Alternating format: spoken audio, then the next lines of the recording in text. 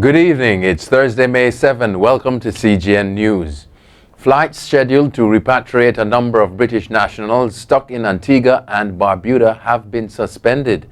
British Airways announced Tuesday morning that it would no longer be able to resume its services on June 5 as planned and has changed to July 1. The British Resident Commissioner confirmed that some passengers have been contacted. The Commissioner is urgently assessing passenger interest in a possible charter flight. Jamaica's Minister of Finance and Public Service, Dr. Nigel Clark, says 250,000 persons will receive compassionate grants payment by the end of the week. Speaking at a digital press briefing, Dr. Clark said the Accountant General's Department has been advised to proceed with payment arrangements for those persons who have been deemed eligible. Funds will be allocated to a personal bank account or a remittance service. The $10 billion CARE program aims to alleviate the economic impact of the COVID-19 pandemic on individuals and entities. It forms part of the $25 billion relief package initiated by the government to deal with the health crisis. 115 Jamaicans who were stranded in the United Kingdom have now arrived at Kingston's Norman Manley International Airport.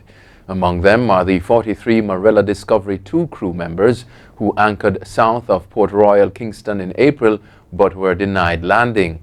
The Jamaicans will now be quarantined for 14 days at a North Coast hotel before they are allowed to go home. Foreign Affairs Minister Kamina Johnson-Smith was at the airport to greet the Jamaicans. As the Trinidad and Tobago government ponders opening their borders, the Chief Medical Officer, Dr. Roshan Parazram, says it will have to be a phased process. Quarantining measures may also have to stick around for a bit longer, the CMO says. They have already begun to consider what changes to immigration may look like. He stated one measure is to use thermal screening at the airports. Another, more important measure is home quarantine for 14 days on arrival to ensure that commingling is mitigated. Prime Minister Dr. Keith Rowley and Minister of National Security Stuart Young have maintained that any decision regarding the borders and other measures involving COVID-19 will be guided by medical professionals like the CMO. Trinidad and Tobago's borders have been closed since March 23. Overseas now, as Human Rights Watch is accusing China of discrimination against African communities during the coronavirus pandemic.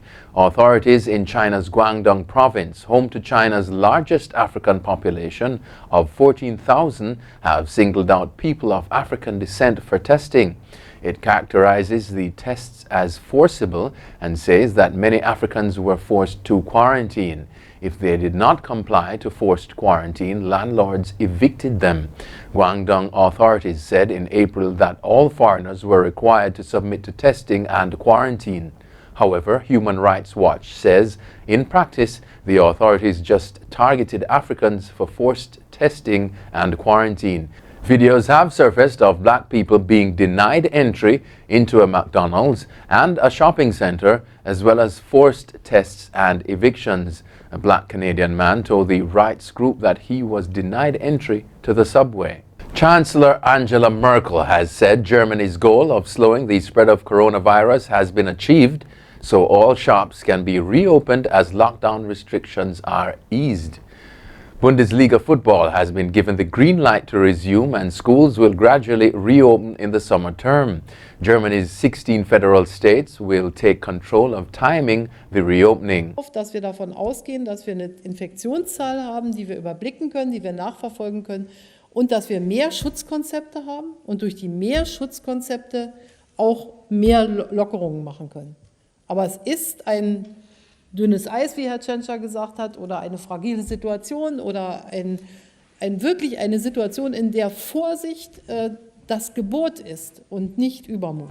Bavarian leader Markus Söder said Germany was doing better than many other countries because it had adopted a good strategy nationally and regionally and everyone had remained patient. Social distancing of 1.5 meters, 5 feet, and hygiene were key to keeping the infection rate low, he said.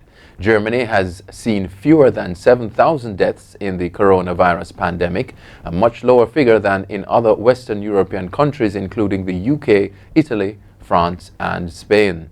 South Korea's intelligence agency has said rumors about Kim Jong-un's health were groundless and there were no signs he had heart surgery. The North Korean leader recently went 20 days without appearing in public and missed the celebration of his grandfather's birthday, one of the biggest events of the year. Some media reports claimed he was gravely ill or even dead, but he then appeared at a fertilizer factory, apparently in good health.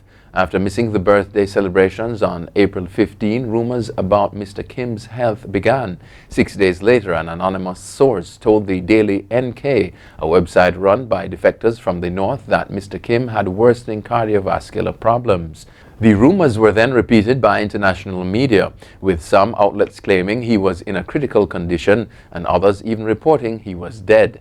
New data from a private research agency has revealed that the lockdown to curb the spread of coronavirus has seen 122 million Indians lose their jobs in April alone. India's unemployment rate is now at a record high of 27.1%, according to the Center for Monitoring the Indian Economy, CMIE. The new data shows India's unemployment figures are 4 times that of the US. The country has been on lockdown since March 25, causing mass layoffs. India currently has close to 50,000 reported infections.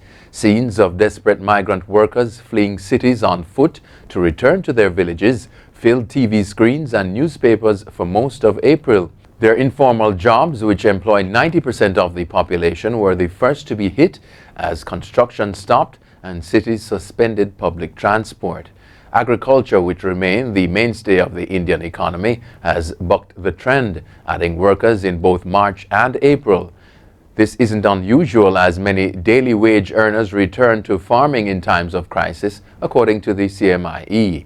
The government has begun to ease restrictions in some zones or areas which have reported a lower number of infections, while strict curfews are still in place in districts that have seen a higher number of COVID-19 positive cases.